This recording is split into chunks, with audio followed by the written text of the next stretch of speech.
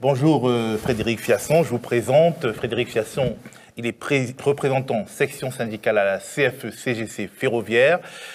À ce deuxième jour de la grève des cheminots, donc selon la direction de la SNCF, le taux de participation des cadres à la grève est quand même assez élevé. Il est de 19,7%, je crois. En tout cas, vous allez nous en parler. Il y avait de la participation, il y avait de la participation également des cadres, ce qui n'est pas toujours le cas, ce qui est plutôt inhabituel selon les commentateurs. Est-ce que c'est vrai? Est-ce qu'il y a un mouvement particulier des cadres dans le cadre de cette grève précise? Juste en préambule, je dirais que la CFE-CGC ferroviaire, c'est un syndicat catégoriel qui est composé d'agents de maîtrise, de cadres et de cadres supérieurs, pour mettre tout le monde sur la table, dans le secteur ferroviaire au sens large. Voilà.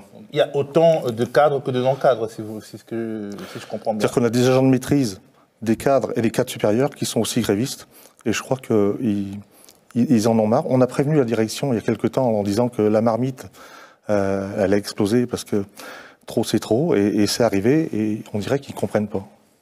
C'est étonnant. Alors, pourquoi les cadres en particulier se mobilisent? Est-ce que, d'une certaine manière, ils ont été vexés, blessés par ce qu'on peut considérer comme une sorte de SNCF bashing qui, effectivement, les touche également, puisque c'est eux qui organisent, qui sont les relais, finalement, de la direction, qui sont au contact à la fois de la direction et des salariés ordinaires. Plusieurs raisons. Le SNCF bashing, c'est vrai que l'encadrement, je dirais au sens large, a été aussi malmené, je dirais, que tous les cheminots, tous dans le cœur de cheminot, parce qu'on a quand même on est tous nés cheminots, et on a ce cœur à l'ouvrage, et donc ça nous a fait mal. L'encadrement, c'est aussi, et ça on ne le dit jamais assez, c'est quand même la variable d'ajustement tout le temps de ce qui se passe. Il faut savoir que si on n'a pas assez de personnel d'exécution, on va mettre des maîtrises, on va mettre des cadres qui vont faire le même travail que le personnel d'exécution, parfois avec des procédures un peu plus rares où ils ont moins l'habitude, et c'est parfois aussi difficile. C'est pas parce qu'on est maîtrise, cadre ou cadre supérieur qu'on est super plus fort que les autres. Justement, la SNCF promet, en tout cas, à annoncer une prime de 150 € mensuels pour les cadres traction, qui sont les chefs des équipes des agents de conduite. Pour conduire les trains, l'objectif, c'est aussi d'encourager les cadres à remplacer, en fait, les conducteurs pendant la grève. Alors, on a beaucoup parlé de cette prime de 150 €. Alors, moi, le CFE-CGC ferroviaire espère que c'est bien un malentendu, qu'on a mal compris ce qui s'est dit, parce que dans le contexte que ça a été dit très maladroitement, comme beaucoup de choses.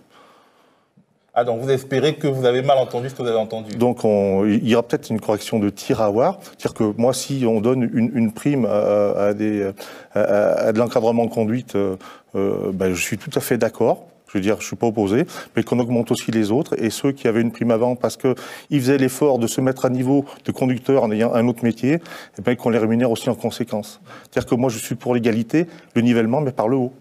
Alors, on a parlé de chiffres. Là, je retrouve les chiffres exacts. Selon la SNCF, selon les chiffres de la SNCF, 11% de cadres ont fait grève aujourd'hui contre 17% hier. Est-ce qu'il y a une baisse de la mobilisation?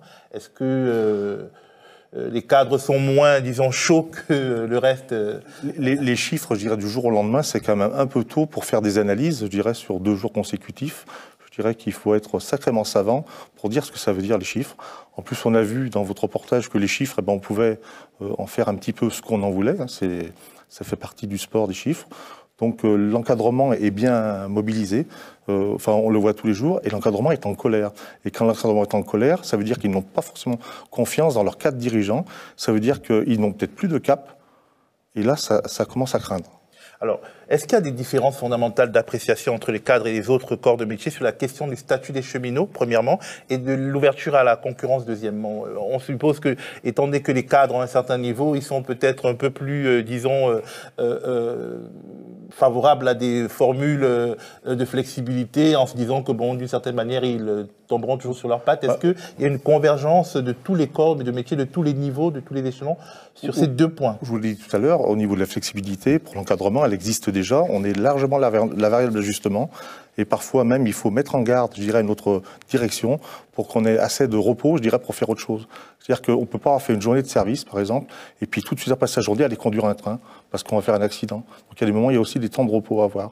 Et à ce niveau-là, je dirais que ben c'est pas forcément pris en compte, donc ça met la grogne. Hein. Et nous, CFE-CGC Ferroviaire, on milite pour que tout le monde ait le même statut. Je dirais, on veut bien, comme j'ai dit tout à l'heure, on veut niveler, mais par le haut. Niveler par le haut. Merci beaucoup, Frédéric Sasson.